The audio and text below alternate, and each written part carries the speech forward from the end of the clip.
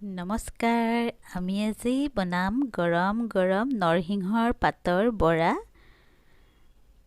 আৰু এই বৰা ভাজিবৰ বাবে মই নৰসিংহৰ পাত কেইখিলামান লৈছোঁ।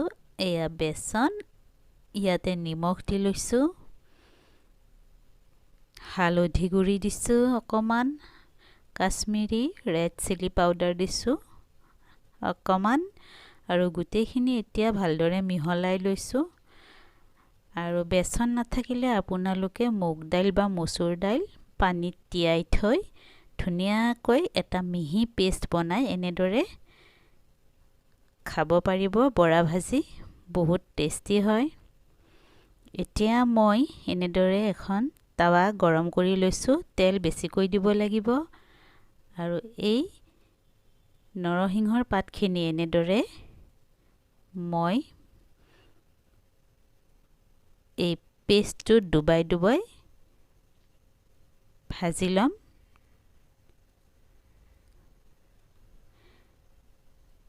প্ৰথমতে জুইৰ ফ্লেমটো বঢ়াই দি লৈছোঁ। তাৰ পাছত ভাজিবৰ সময়ত ফ্লেমটো মিডিয়াম কৰি লৈ ভাজিব পাৰি, নাইবা অলপ কমাই ল'বও পাৰি। মাজে মাজে লুটিয়াই দি থাকিব।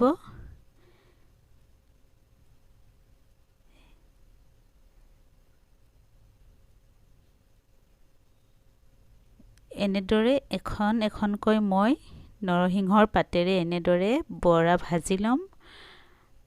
যেতিয়ালৈকে গোল্ডেন ব্ৰাউন কালাৰ দেখা নাযায় তেতিয়ালৈকে আপোনালোকে এইটো এনেদৰে কম বা মিডিয়াম জুইত ভাজি থাকিব। এনেদৰে মই বাকীকেইটা বৰাও ভাজি লৈছোঁ। এই বৰা ভাজি গৰমে গৰমে চাহৰ লগত খাব পাৰি, নাইবা ভাতৰ লগতো আপোনালোকে খাব পাৰে। নৰসিংহৰ পাত স্বাস্থ্যৰ বাবেও উপকাৰী, আৰু সৰু ল'ৰা ছোৱালী এই বৰা ভাজি খাই খুবেই ভাল পাব। আপোনালোকে সকলোৱে ঘৰত ট্ৰাই কৰি চাব। মই টেষ্ট কৰি চাইছোঁ কেনেকুৱা হৈছে, আৰু বঢ়িয়া হৈছে। আপোনালোকেও নিশ্চয় এনেদৰে ঘৰত বনাবলৈ চেষ্টা কৰিব, আৰু ভিডিঅ'টো শেষলৈকে চোৱাৰ বাবে সকলোকে ধন্যবাদ।